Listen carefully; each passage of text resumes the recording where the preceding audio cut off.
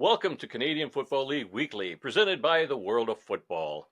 Each week, we come here to recap the games played up north in the CFL, and we also look ahead to next week's games. Our mission here is to educate American football fans on the teams and players in the CFL in the hopes that they will come to love this league as much as we do. I'm Randy Snow, and I'm joined by my son, Adam. Hi, everybody. How's it going? So excited. Happy post-Thanksgiving weekend up there in Canada.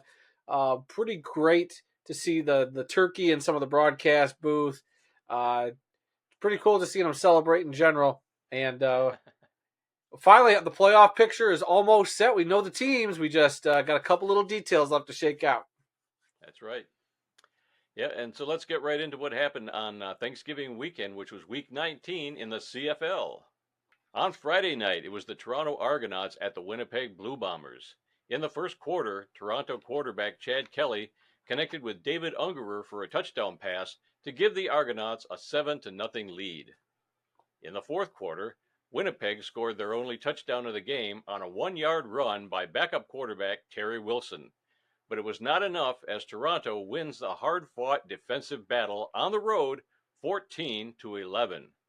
Clinching a playoff spot in the process. Toronto quarterback Chad Kelly completed 16 of 23 passes for 203 yards and a touchdown. He also ran 9 times for 33 yards. Wide receiver Makai Polk led the receivers with 4 catches for 82 yards. Winnipeg quarterback Zach Collaros completed 23 of 30 passes for 249 yards, no touchdowns, and an interception. He also ran 5 times for 44 yards. And wide receiver Kenny Lawler had 6 catches for 108 yards. Yeah, this was a sold-out game in Winnipeg. Unfortunately, all those fans got to see their team's 8-game winning streak come to an end. Too bad for them. Another note I've got from this game, running back Kadeem Carey for Toronto surpassed 1,000 yards rushing this season. Good for him. Go Argonauts. And with the Toronto win, Hamilton was officially eliminated from the playoffs last week. So a lot happening in that game. Yeah, Toronto snagging that final playoff spot. So now we know the 6 teams that are in, which unfortunately means that there's a couple games this weekend that didn't mean a whole lot. Yep. But, hey, that's what happens when you get to the end of the season. You never know how it's going to play out. But for the Argonauts, it's been an up and down season. They've had a strong last couple of weeks. I think beating a Winnipeg team that was on an 8-game tear should be quite the momentum boost they need to go right into the postseason. And now they're sitting in a spot where they could potentially host that first round of the East playoff game.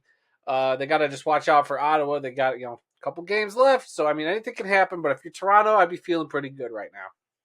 Yeah, that game was on the road too for Toronto, so that's even more impressive to break somebody's 8-game winning streak in their house on the road. So congrats to Toronto. They deserve that win. Yeah. On Saturday, saw the Edmonton Elks take on the Calgary Stampeders. The scoring in this one got started early in the first quarter when Edmonton quarterback Trey Ford was sacked in the end zone for a safety by Calgary's Bailey Devine Scott for a 2-0 lead. In the second quarter, Eugene Lewis had a rushing touchdown, giving Edmonton an 8-5 lead. Edmonton backup quarterback Dakota Prukop added a rushing touchdown to extend the Elks' lead to 17-5. In the fourth quarter, Calgary quarterback Matthew Schultz threw a touchdown pass to Jalen Philpott. Then later on, his backup quarterback Tommy Stevens had a short touchdown run, giving the Stampeders an 18-17 lead. But Eugene Lewis caught a touchdown pass with 1 minute and 9 seconds left in the game to secure the win for Edmonton, 23-18. Edmonton quarterback Trey Ford completed 23 of 29 passes for 208 yards, a touchdown and a pair of interceptions. He also ran for 33 yards. Running back Justin Rankin ran the ball 10 times for 140 yards, and wide receiver Eugene Lewis had 6 catches for 46 yards and a touchdown, as well as having a rushing touchdown. Calgary quarterback Matthew Schultz completed 18 of 33 passes for 215 yards, a touchdown, and an interception. He also ran for 64 yards and led the team in rushing. Wide receiver Reggie Begelton led the receivers with 5 catches for 79 yards. Yeah, so this is one of those games I said just it didn't mean nothing. They're the 2 bottom teams in that West Division. I've been saying for a while, I thought Edmonton should have been a playoff team. It stinks that, they're just playing meaningless football at this point in the year. Should have been a different story, but it is what it is. And Trey Ford, I think they got to look at Trey Ford and start building around him for the future. You got to see what you got in this guy because when this dude's on, he's electric. And I just hate seeing him misused sometimes. Yeah. Yeah, on a bright spot, Calgary wide receiver Reggie Begelton surpassed 1,000 yards receiving on the season, so good for him. And Edmonton actually sweeps the series with Calgary, winning all three of their matchups this year. Uh, Only pride was on the line in this game, so Yeah, uh, that's what you get, like you said, when we're this close to the playoffs. Not every game matters anymore. yeah. I mean, if I'm the Elks, though, I'd feel a little more positive going into next year. Look, they had those 3 games. We keep talking about it. Those 3 games early on in the season where they lost by field goals. Look, they made a coaching change mid-season. They kept going back and forth with their 2 quarterbacks. Yeah, Trey Ford got hurt for a bit. McLeod Bethel Thompson was hot and cold at different points of the season. So could he be an actual viable option going forward, too? Who knows? I think the Edmonton Elks have a lot of pieces there to build a playoff contender next season. I said that last year. I'm going to mean it this time. Going into next season, they should be a playoff team. They just got to build, keep building in the right direction. And we'll see what they do with the head coach. Do they keep the interim coach there for next season? Do they find a capable veteran coach to come in and take this team on? We'll have to wait and see. Just questions for these two teams that are, just have pride the last couple of weeks, like you said. Also on Saturday, the BC Lions were at the Saskatchewan Roughriders. In the first quarter, Saskatchewan opened the scoring in spectacular fashion when Lions running back William Stanback was unable to find the handle on a short pass. The ball actually bounced off his foot and was touched by 3 different defenders before A.J. Allen secured it and returned it 48 yards for a touchdown. In the second quarter, fullback David Mackey took the snap from center and scored the only BC touchdown of the game, but Saskatchewan still led 13-8. Late in the quarter, Saskatchewan wide receiver Jareth Stearns caught a touchdown pass to extend the Roughriders' lead to 23-8 just before halftime.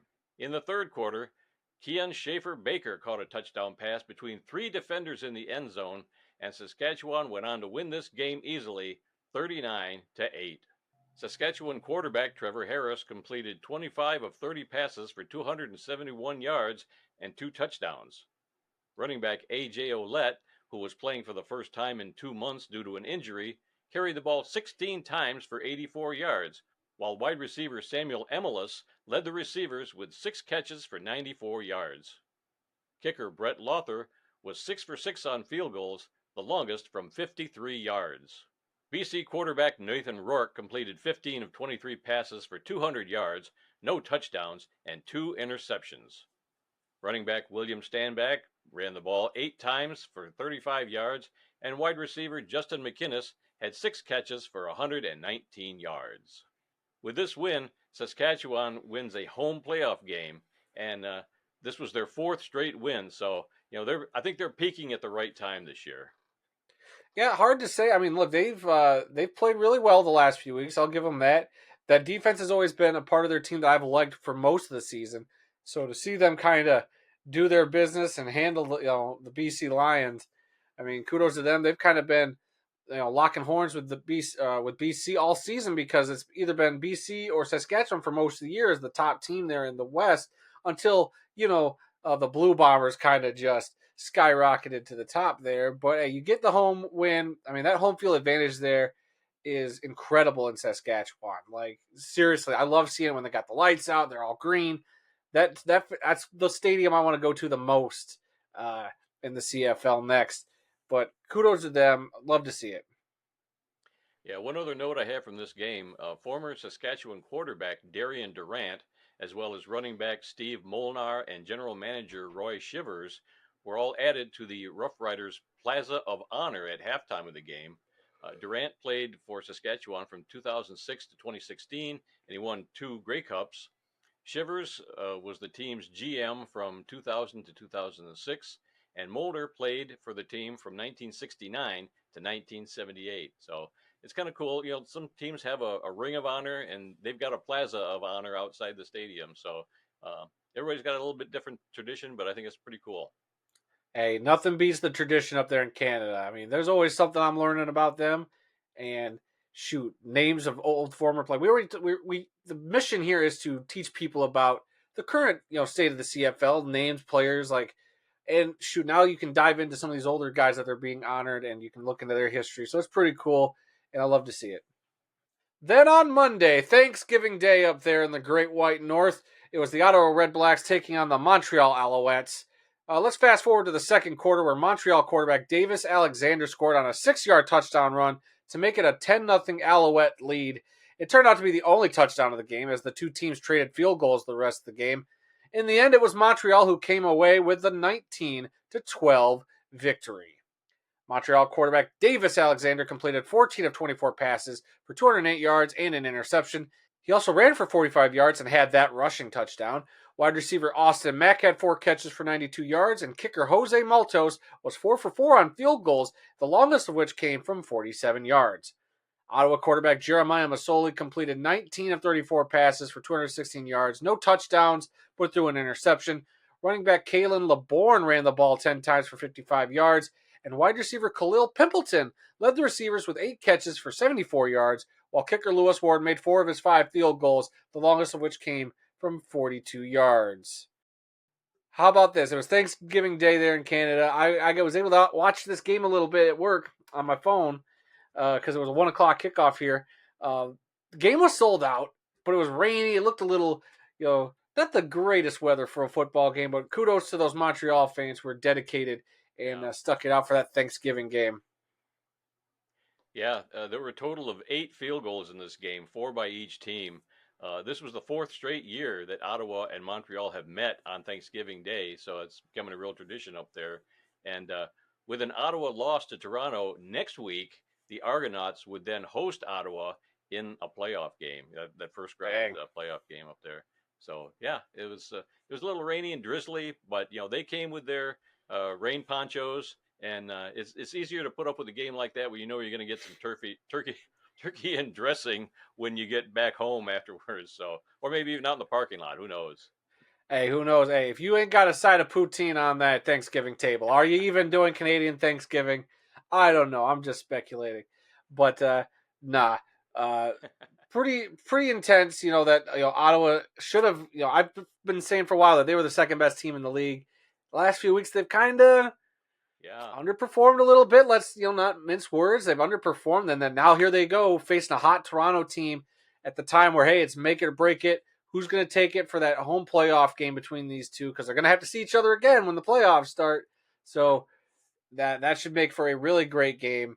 And that Hamilton Tiger Cats team just had to sit at home this week as they watched themselves getting eliminated because of the action this week. Okay, let's take a look at the CFL standings after Week 19. In the East Division, it's the Montreal Alouettes with a 12-3-1 record. They've clinched that East Division, and they're going to be on a bye in the first round of the playoffs. The Toronto Argonauts are at 9-7. The Ottawa Red Blacks at 8-7-1. They're both in the playoffs. And the Hamilton Tiger Cats are at 6-10. In the West Division, the Winnipeg Blue Bombers sit at 10-7. They've clinched a home playoff game, but they've not clinched the division yet. The Saskatchewan Roughriders are now 9-7-1. They're in the playoffs. The BC Lions are 8-9. They're in the playoffs. So it's going to be a toss-up on which one of these 3 teams is going to win the West Division. And then you've got, running that out, the Edmonton Elks at 6-11 and the Calgary Stampeders at 4-11-1. Now we're going to take a look ahead to Week 20. Only 3 games next week in the CFL. On Friday night, it's going to be Calgary at Hamilton. On Saturday, it's going to be Ottawa at Toronto. And also on Saturday, Montreal at BC. That means the 3 teams are going to be on a bye: Winnipeg, Saskatchewan, and Edmonton. So with just 2 weeks to go in the regular season, all 6 playoff teams have been determined. But just who's going to win that West and who's going to be hosting first-round playoff games has yet to be determined. It's going to be an exciting 2 weeks to get all this figured out. And then before you know it, it's going to be playoff time in the CFL. Heck yeah, it'll be exciting. And then, of course, it all culminates with the 111th Grey Cup, which we will be in attendance for. And we'll definitely have some stuff on the channel with the Grey Cup. And obviously, we'll have this show to round out the season after we get home, probably, to talk about the game. So it's going to be hectic. We're a month away from that game. It's crazy to think about, but in a month, we're going to be crowning a Grey Cup champion. and we're going to be there to see the confetti drop, and it's going to be a lot of fun. Yeah. Yeah, you know where your passport is, don't you? Uh, Yeah. no, You yes, got a couple weeks to figure that out. I know exactly where it. I know exactly where it is. Yep. Okay. Well, that's all the time we've got for this week. Tune in again next week when Adam and I will review the games played up in Canada and the Canadian No, we Football won't League. because you'll be gone, sir. I'll be Oh, that's flying right. solo. That's right. Yep, I'll be I forgot flying I'm not going to be solo. here. Yeah, you won't be here, so I'll be flying solo to handle this show. Apparently, Yeah. I got Well, big shoes to fill. okay. But then when I get back, we're going to continue to do this through the rest of the regular season and the postseason, as well Yeah. as the Grey Cup game where we're going to be. Um, so remember, folks, some people may love football more than we do, but nobody, and I mean nobody, loves more football than Adam and I sitting here in Kalamazoo talking about the CFL. Until next time, I'm Randy Snow, And I'm Adam Snow. and we'll see you somewhere down the road around the 55-yard line. I won't be here next week. You won't be here.